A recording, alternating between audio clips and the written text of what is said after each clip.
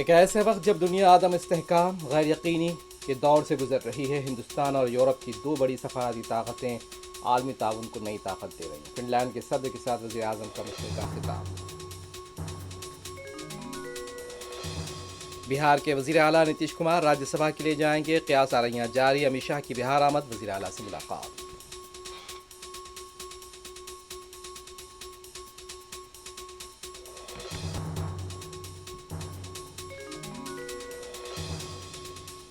नीतीश कुमार को राज्यसभा भेजे जाने की खबर पर जेडीयू कारकुनान में नाराजगी और बरहमी, साजिश का इल्जाम। पहले से इल्म था, जेडीयू को खत्म करने की कोशिश। तेजस्वी यादव का रद्द-ए-अमल।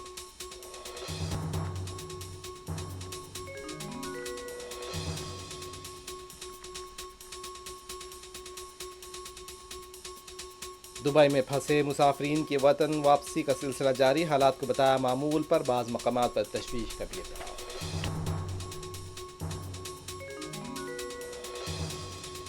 ईरान और लेबनान पर इजराइल और अमेरिका के हमलों में शिद्दत, कई रिहायशी इमारतें तबाह। हलाकतों में गैर मामूली इजाफा। कुम शहर में बैलिस्टिक मिसाइल लॉन्चर को तबाह करने का दावा।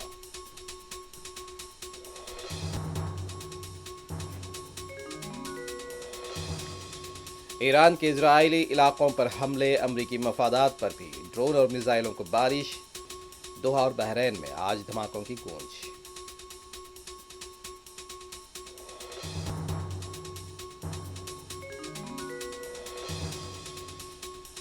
ईरानी जहाज के हमले पर अमेरिका पछताएगा, ईरानी वजीर खारजा ने किया खबरदार।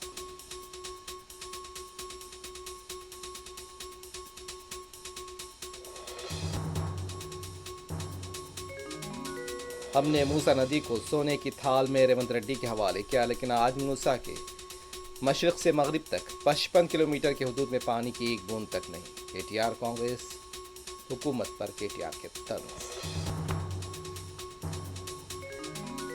राज्यसभा के इंतखाबात के लिए कांग्रेस ने उम्मीदवारों का किया ऐलान। तेलंगाना से अभिषेक मनु सिंघवी को दोबारा मौका, रेवंत रेड्डी के मुशीर भी बने उम्मीदवार।